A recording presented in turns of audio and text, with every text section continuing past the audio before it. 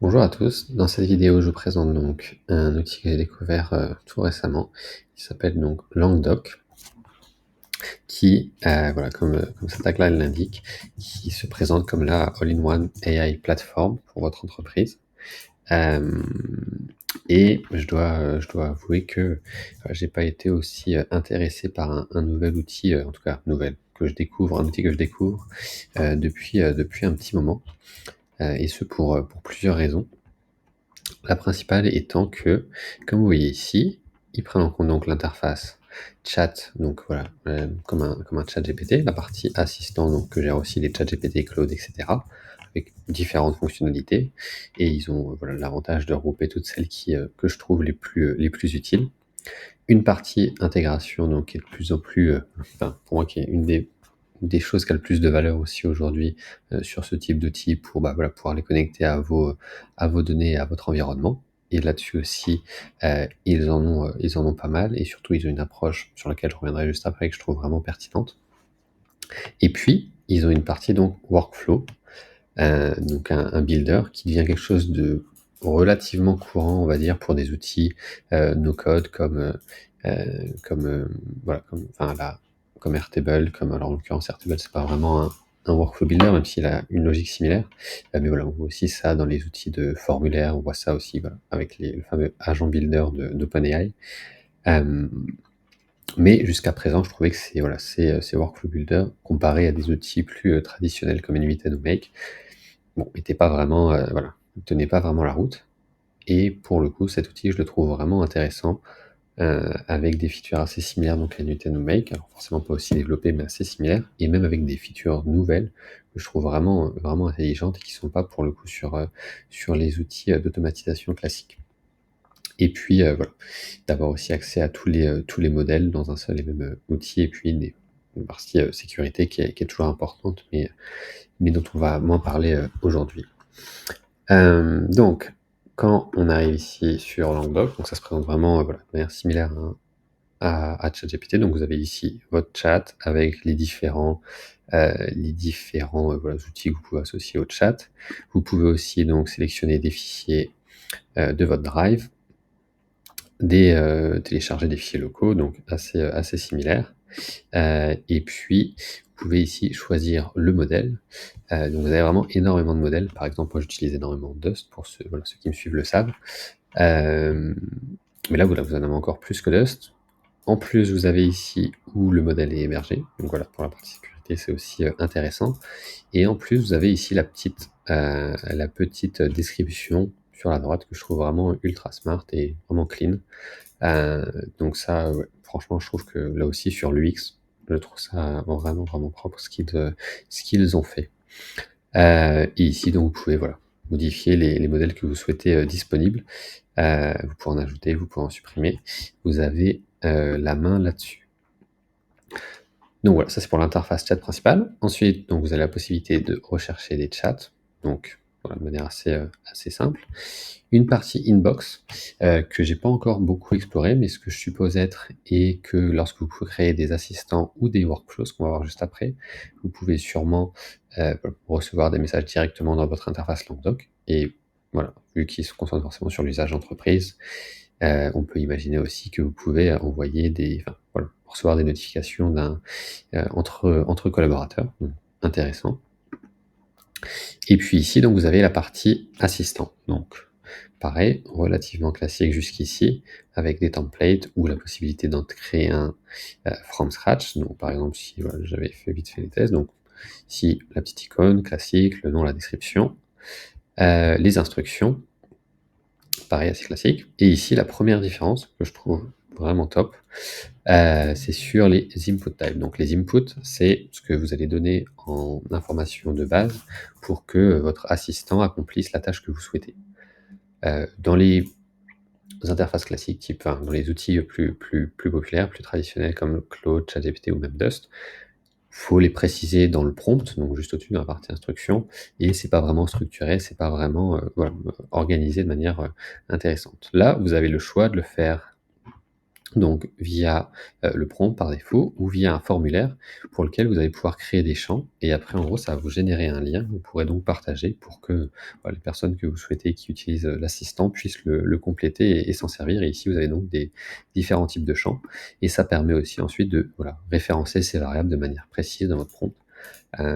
Donc encore une fois, si vous n'êtes pas très, heu, connaisseur de ce genre d'outils, ça peut vous paraître, pas forcément très très utile, mais je vous assure que quand, vous l'utilisez de manière un peu plus poussée, c'est quelque chose de, vraiment intéressant et même justement pour faciliter l'expérience et la prise en main par des collaborateurs, c'est aussi vraiment, vraiment top. Et donc si vous êtes en prompt, vous avez aussi la possibilité donc d'avoir des conversation starters. Ça aussi avec les outils plus traditionnels, vous devez les prévoir dans votre prompt et ensuite vous allez devoir documenter l'utilisation de l'assistant pour que, voilà, vos collaborateurs sachent que pour tel assistant, bah, ils doivent fournir telle ou telle information. Une alternative que j'ai déjà mis en place chez un client, c'est de définir un conversation starter, on va dire, voilà, le même pour toutes les conversations et ensuite l'assistant à chaque fois, la première instruction, c'est: «Demande ce dont tu as besoin pour effectuer la tâche». Mais là, ce que vous pouvez faire donc, c'est enregistrer plusieurs conversations starter et l'intérêt, c'est qu'ensuite, une fois que vous les avez enregistrées, paramétrées, lorsqu'une personne va utiliser l'assistant, ils vont apparaître et ils pourront juste cliquer dessus, pour lancer la conversation. Donc encore une fois, pour faciliter l'adoption et voilà, l'utilisation de ce genre d'outil. Donc pareil, je trouve ça vraiment vraiment très smart. Ensuite, la partie knowledge. Donc encore une fois, en local ou en comment dire? Via vos intégrations. Donc là, par exemple, j'ai connecté mon Drive, et pareil, ce que j'aime bien, j'ai fait un post dessus, récemment, c'est que vous pouvez donc mettre soit des fichiers individuels, soit des, dossiers. Donc ça, très pratique. Ils ont aussi des intégrations avec Excel. Donc par exemple, une des limites, qu'on a sur les intégrations Google Drive classiques, vous pouvez pas avoir lire les fichiers XLSX, vous pouvez avec cet outil et donc si par exemple vous sélectionnez, vous allez pouvoir, voilà, vous voyez que vos fichiers vont être synchronisés une fois par jour, maximum 200 files, que les spreadsheets ne sont pas, supportés, en tout cas pas via les dossiers et voilà, donc vous pouvez, ensuite faire cette synchronisation-là. Donc pareil, vraiment là-dessus, pour le coup, ça Dust fait la même chose, mais voilà, c'est je trouve quelque chose qui est très important. Ensuite, vous avez donc les actions et là, vous en avez donc 2 types. Donc les actions de type capabilities, donc ça, c'est des outils internes à Languedoc, voilà, que vous allez pouvoir intégrer directement. Donc par exemple, la recherche web, un peu classique, hein, maintenant tous les outils ont ça. L'image la génération d'images, le data analyst, le Canva. Là-dessus, pour le coup, Dust est plus complet, a plus d'outils. Donc voilà, ça c'est quand même intéressant, mais ils ont quand même quelques-uns. Et la partie intégration, pour le coup, c'est là que je trouve que c'est ce dont je mentionnais dans l'introduction, ils ont une approche intéressante qui est donc par, fonctionnalité API finalement. Donc voilà, créer un record, mettre à jour un record, lister les bases. Et ça aussi, je trouve ça très, très intelligent parce que pour le moment, ce que font les clouds ou autres, c'est qu'ils exposent, voilà, le MCP de l'outil s'il y en a un. Et puis après, par exemple, dans Dust, on peut cocher ou décocher certaines fonctionnalités, mais voilà, c'est pas aussi bien présenté et bien organisé. Donc là, voilà, vous avez, et en plus, vous avez plus d'intégration aussi, notamment celle avec DeepL. Il y a la d'Excel, enfin voilà, vous en avez vraiment, vraiment pas mal. Donc pareil, là-dessus, je suis, assez fan de la manière dont ils ont, présenté et organisé les choses. Et ensuite les knowledge folders, hem, donc c'est, voilà, globalement, c'est juste un dossier dans lequel vous allez regrouper plusieurs documents, que ça soit provenant d'intégration ou en local. Donc voilà pour la partie, assistant que je trouve déjà, voilà, encore une fois assez intéressante. Mais ils ont fait une nuance pareil que je trouve aussi pertinente qui est donc vous avez ici les assistants, les workflows donc sur lesquels on reviendra juste après et ensuite la partie prompt library. Donc la partie prompt library, la nuance avec un assistant, c'est que, bah, voilà, ici vous allez juste avoir votre prompt brut avec potentiellement quelques variables. Hem Et l'intérêt de faire ça, bah, c'est qu'il y a certaines tâches ou instructions ou autres qui sont pas forcément nécessaires, qui n'est pas pour lesquelles il n'est pas forcément nécessaire voilà, d'avoir tout un assistant avec toute la configuration qu'on a vue précédemment ou juste voilà, un simple prompt suffit. Ou ça peut être aussi utile pour avoir finalement des sortes de petites briques sur, voilà, je vais dire une bêtise, mais tu vois vous voyez une équipe marketing avec une personne qui a créé, voilà, le responsable copywriting qui a créé un prompt dédié, le responsable, je sais pas, analyse ads qui a créé un prompt dédié. Et du coup, voilà, sur des petites tâches très spécifiques, vous avez comme ça cette bibliothèque créée par les experts en question que vous pouvez potentiellement aussi assembler après dans un assistant ou utiliser de la manière dont vous souhaitez. Et donc voilà, ça je trouve ça assez intelligent et ensuite vous pouvez les organiser par dossier et gérer le niveau de partage pour chacun. Et ensuite, que ce soit les assistants donc, ou les prompts, vous pouvez y faire référence. Là-dessus, c'est comme dans, excusez-moi, Dust avec arrobase. Et donc là, vous avez voilà, assistant, knowledge folder. Vous pouvez aussi voilà, y faire référence ici, les prompts et les intégrations qu'on va voir juste maintenant. Donc vous avez ici voilà, la partie intégration. C'est ici que vous créez aussi vos knowledge folder. Et vous voyez ici donc que vous en avez pas mal. Notamment la possibilité de créer et d'éditer des Google Slides. Donc ça, j'ai envie d'essayer ça, voir ce que ça donne. Mais donc voilà, vous en avez énormément. Donc c'est assez intéressant. L'autre aussi que j'ai envie de tester, c'est celle avec Miro. Mais voilà, ça, je verrai ça de mon côté. Enfin, avant d'aller sur les workflows, vous avez donc ici les projets. Donc, même logique que sur ChatGPT. Vous leur donnez un nom. Hop, et puis vous allez pouvoir voilà, mettre des instructions dédiées, mettre des documents dédiés, et puis ici avoir plusieurs conversations dans le projet, avoir la logique de mémoire. Voilà, chose qui est très pratique pour gérer différents clients ou différentes thématiques. Et puis donc le point voilà, qui potentiellement vous intéresse le plus, en tout cas qui moi m'a le plus intrigué, c'est les workflows. Et donc le workflow builder, alors voilà, comme tout le monde, ils ont leur texte tout prompt. Voilà, vous pouvez même importer vos workflows depuis Make, Zapier ou N8N, que je trouve assez malin. Mais voilà, personnellement, je trouve pas ça forcément le plus utile, mais ça peut permettre voilà, d'avoir une base sur laquelle travailler. Et donc, vous allez voir que pour le coup, je trouve ça vraiment en termes de builder. Voilà, encore une fois, évidemment, c'est pas Make, c'est pas N8N, mais je trouve ça vraiment honnête et vous allez voir qu'il y a même des choses que je trouve qui font mieux que Make et N8N, notamment une fonctionnalité. Donc, comme tout bon workflow builder, la première étape qui vous demande, c'est de créer donc un trigger. Donc là, vous avez voilà, soit via les intégrations. Donc voilà, vous pouvez choisir ici les différentes intégrations et en fonction, vous allez avoir des triggers, New Email Matching Search, Label Change en Email, New Email. Donc, voilà, vous avez pas mal de triggers un peu classiques que vous pouvez retrouver sur Make or N8N. Ensuite, vous avez voilà, la classique schedule, donc un intervalle de temps défini. Là-dessus, par exemple, on voit que ils ont un peu moins de flexibilité qu'un N8N ou qu'un Make, mais en tout cas, voilà, il y a aussi cette possibilité-là. Manual classique. Formulaire, donc ça reprend la même logique que ce que je vous partageais précédemment sur la partie assistant. Donc vous pouvez créer un formulaire, c'est dans l'outil, et vous allez pouvoir créer ici différents champs et obtenir un URL pour que des gens puissent le compléter et des variables que vous allez pouvoir référencer dans la suite de votre workflow. Et enfin, un webhook. Donc là, vous allez pouvoir créer voilà, un webhook et donc le déclencher en envoyant voilà, des informations à l'URL qu'ils vous proposent juste ici. Donc voilà, déjà rien que d'avoir la possibilité d'avoir des webhooks et des déclencheurs intégration et formulaires, je trouve que c'est vraiment top. Ensuite, une fois que vous avez donc défini votre trigger, vous allez pouvoir avoir plusieurs types de modules. Donc vous avez ce qu'ils ont appelé donc les nodes.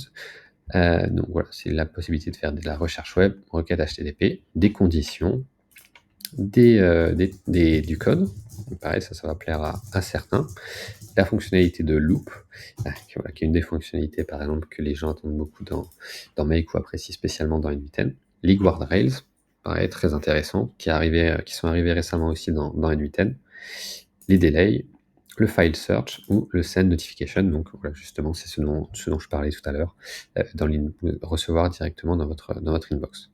La partie agent, vous allez concrètement juste pouvoir recréer une sorte d'assistant /agent Alors soit vous pouvez en créer un nouveau, soit vous pouvez me sélectionner un existant. Donc ça, je trouve ça aussi, top de pouvoir, voilà, réutiliser dans un workflow des assistants que vous avez créés, précédemment. Mais sinon, vous retrouvez vraiment la même configuration, le nom, le modèle, le prompt, les outils, la base de données et puis l'output, la manière dont vous souhaitez qu'il soit structuré. Toujours très pratique aussi, surtout, dans des workflows. Et petite feature intéressante que je vous montrerai après dans la partie démo, c'est que pour tous les modules qui utilisent de l'IA, quand vous allez les faire fonctionner, voilà, ici directement par exemple, vous allez voir directement le coût, que ça a eu, donc un coût en dollars. Et donc voilà, ça je trouve que c'est vraiment une feature top, je vous la montrerai juste après. Ça évite de devoir, par exemple, comme on peut le faire, calculer à partir de coûts de token, ou d'aller voir, voilà, sur, la OpenAI plateforme ou Anthropic plateforme, le coût pour un certain nombre de volumes de vos clés API. Donc voilà, donc les nodes, les agents et puis les intégrations, de manière, assez classique aussi là-dessus pour le coup. Voilà, ça ressemble beaucoup à du Make ou du N8N, où vous choisissez votre outil, vous choisissez la fonctionnalité et ensuite vous allez pouvoir, voilà, d'établir la connexion et soit vous pouvez, voilà, remplir automatiquement à partir d'un, enfin laisser l'IA, voilà, choisir la configuration, soit vous pouvez, voilà, le faire manuellement et référencer des variables que vous avez précédemment. Donc là-dessus, pareil, vraiment, vraiment intéressant et encore une fois une logique très similaire à ce qu'on trouve dans les outils d'automatisation classiques. Voilà pour la partie workflow. Quoi dire d'autre avant la démo? Voilà, aussi vous avez donc un aspect setting. Donc voilà, qui vous souhaitez informer en cas d'erreur ou de dépassement de budget. Le budget justement que vous souhaitez définir par mois pour ce workflow-là. Et puis voilà, me prévenir quand on dépasse tant, enfin et remonter à temps. Et puis une limite par workflow, maximum d'exécution par jour. Donc ça aussi, je trouve ça très intelligent parce que, enfin, très intelligent parce que une des freins justement au déploiement d'agents IA ou de workflow IA, c'est la consommation, c'est voilà, les cadrer, que ce soit la consommation ou l'usage. Et donc voilà, avoir ce genre d'interface et ces fonctionnalités-là, c'est vraiment très, très précieux et ça facilite vraiment, voilà, de déployer ça de manière plus systématique dans les entreprises. Et donc pour la petite démo, j'ai juste repris un template, voilà, que j'ai fait tourner juste avant, que vous voyez donc ici, voilà, qui est schedule et qui fait globalement une synthèse, comme on voit par mail, de voilà, mon planning du jour. Et donc, voilà. Et donc, comme je disais ici, vous voyez à chaque fois le coût voilà, de l'exécution du module. Donc là, 0,002. Donc vous allez dire, mais pourquoi calendar il y a des coûts? Et bien parce que là, dans la configuration du template, voilà, les champs sont remplis par IA. Si ce n'était pas le cas, ils étaient remplis manuellement ou à partir de l'input précédent, voilà, il n'y aurait pas de coût associé. Et donc voilà, ici la partie agent, forcément ce qui coûte le plus cher. Et donc voilà, le résultat que vous retrouvez est juste ici, voilà, avec Icoline, Today's Agenda, et puis voilà. Donc là aujourd'hui j'avais pas beaucoup de rendez-vous, donc il y a assez peu de choses, mais globalement ça vous fait une synthèse. Bref, c'était juste l'exemple d'un workflow. Et donc vous voyez ici là, avec les logiques, vous avez aussi vous avez vraiment plein de choses. Donc voilà, je l'ai vraiment découvert récemment. Voilà, j'ai fait volontairement forcément un titre un peu accrocheur sur le fait que ça puisse remplacer Make ou Unlimited. Mais honnêtement, je pense que c'est voilà, l'outil qui s'en approche le plus, ou en tout cas que je trouve qu'il a vraiment, à la fois en termes de fonctionnalité et du X, fait les meilleurs choix selon moi, selon tout ce que j'ai vu jusqu'à présent. Et clairement, je vais passer un peu de temps dessus et ouais, c'est intéressant, vraiment intéressant à tester. Donc voilà pour la petite présentation. Un 6 derniers points que je voulais vous montrer, c'est la partie plan. Ah oui, la partie plan et la partie API. Donc pour le pricing, assez classique, un plan à 20 € pour lequel vous avez 2500 workflow run par mois. Les coûts d'IA liés à vos workflows sont facturés de manière supplémentaire. Hem voilà, ce que j'utilise dans les assistants, bah, là, c'est compris dans l'abonnement. Et puis donc une API, pareil, que je trouve assez intéressante, plutôt développée, où vous pouvez, voilà, faire différentes choses, interroger, des assistants, interroger aussi, des folders. Donc voilà, ça ouvre aussi pas mal d'usages, mais je vais pas m'y étendre aujourd'hui, je le ferai dans un contenu dédié. Donc voilà pour la petite présentation de Languedoc. Honnêtement, ouais, incroyable que je découvre cet outil uniquement maintenant et que j'ai vu vraiment personne, enfin, ouais, je l'ai jamais vu passer ailleurs. Donc voilà une petite pépite et si je me trompe pas, c'est une entreprise européenne et plus précisément allemande. Voilà, j'espère que cette vidéo vous a plu, et voilà, très curieux d'avoir vos impressions et retours sur ce nouvel outil. Sur ce, je vous souhaite une bonne journée et je vous dis à la prochaine. Ciao.